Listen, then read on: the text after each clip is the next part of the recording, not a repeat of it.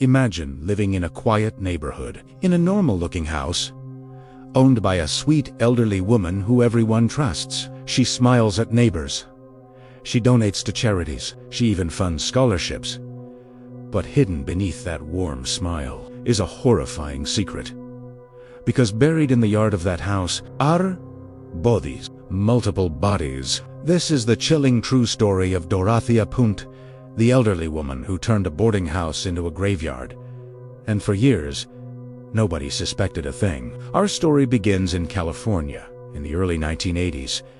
At the center of it all is a woman named Dorothea. At first glance, Dorothea seems like a harmless older woman. She's polite, soft-spoken, friendly. But underneath that calm exterior lies something very different. Dorothea has one overwhelming obsession: money. And she's willing to do almost anything to get it. By the time she reaches her early 50s, Dorothea already has a long criminal history. She's forged checks. She's run scams. She's even recruited young girls into prostitution, effectively acting as a pimp. Because of these crimes, she has spent multiple periods behind bars. But prison doesn't change her. If anything, it only teaches her one lesson: crime pays. In 1982, Dorothea is 53 years old and living in Sacramento, California. One night, she goes out to a local bar. While sitting there drinking, she notices an older man sitting alone. They start talking. Soon the two of them are laughing, chatting, and enjoying each other's company. Eventually, the man suggests they continue the evening back at his apartment. Dorothea happily agrees, but while the man isn't paying attention, Dorothea quietly slips something into his drink. A powerful sedative. Within minutes, the drug begins working.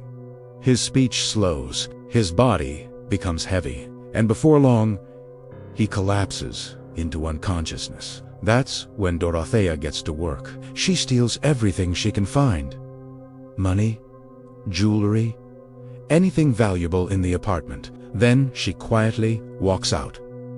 When the man finally wakes up, hours later, realices ese bin robet. He immediately contacts police. Authorities quickly identify Dorothea as the suspect, and before long, she's arrested. Dorothea is convicted of robbery and sentenced to 5 years in prison. Instead, she spends those years thinking, planning, figuring out how to make even more money when she gets out. In 1985, after serving just 3 years, she is released on parole, and she begins setting up the biggest scheme of her life.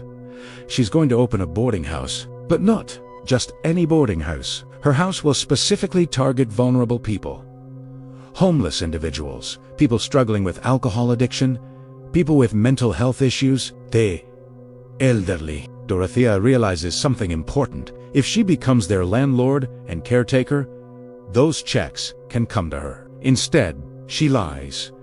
She tells everyone she's a registered nurse, and because she appears kind and trustworthy, people believe her. Soon, social workers start recommending the house. Before long, Dorothea's home fills up with tenants who trust her. Dorothea's first victim is a man named Everson. Isn't just a tenant. He's also her boyfriend. So she poisons him.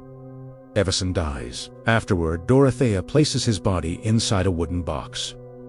She dumps the box into a nearby river, but she doesn't stop there. She begins forging checks from his account. She got away with murder. Once Dorothea learns she can get away with it, the killings begin. Her next victim is a woman named Betty.